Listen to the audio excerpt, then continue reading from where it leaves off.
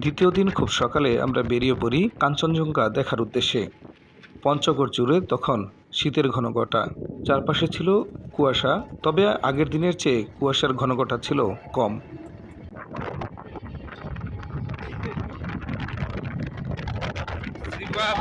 শীতে রীতিমতো কাঁপাকাঁপি করছে, হাতে দাঁত লেগে যাচ্ছে তার। পঞ্চগড়ে এখন সকাল 6:30 বাজে প্রায়।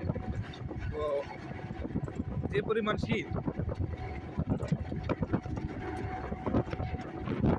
রীতিমতো আমাদের সবার সোয়েটার হয়েছে, তারপরও বাতাসে একদম কাঁপানো ভাব। শীতকে উপেক্ষা করেই চলে আসি মায়াবী কাঞ্চনজঙ্ঘা দেখতে।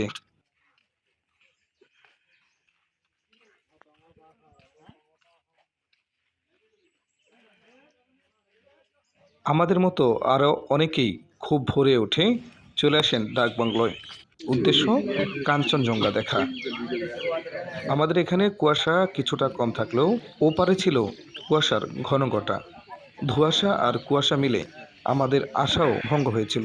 সিফাত তো রীতিমতো মন খারাপ করেই দাঁড়িয়েছিল।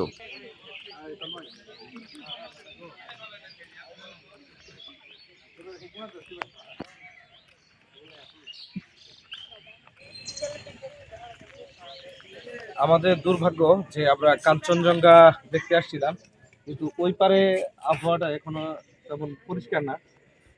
রোদ উঠেছে, বাট ওই পাশে ঘোলা, মানে কুয়াশাচ্ছন্ন। তো সেই কারণে কুয়াশাচ্ছন্ন থাকার কারণে আমরা সেইভাবে আর কাঞ্চনজঙ্ঘাটা দেখা যাচ্ছে না। এটা বেশ কয়েকদিন ধরে নাকি এরকম হচ্ছে, এরকম আবহাওয়া থাকার কারণে কাঞ্চনজঙ্ঘার সৌন্দর্য আমরা উপভোগ করতে পারলাম না।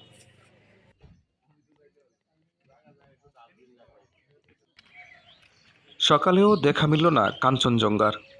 কি আর করা, দুধের স্বাদ ঘোলে মেটাতে হলো আমাদের।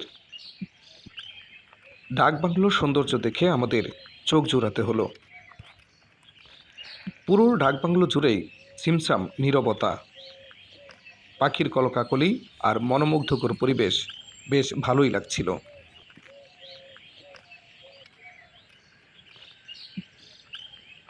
সমতল চায়ের দেশে স্বাগত জানাচ্ছিল আমাদের ডাকবাংলোর এই ভাস্কর্য। সমতলে চায়ের দেশে স্বাগত, চাকন্যা ভাস্কর্যের। তবে দুঃখের বিষয়, মায়াবী কাঞ্চনজঙ্ঘার টানে এখানে পর্যটকদের সংখ্যা দিন দিন বেড়ে চললেও প্রশাসনের পক্ষ থেকে নেওয়া হয়নি তেমন কোনো ব্যবস্থা। ডাকবাংলোর এই নোংরা পরিবেশই বলে দেয় কি নাজুক হাল এখানকার পর্যটন ব্যবস্থার।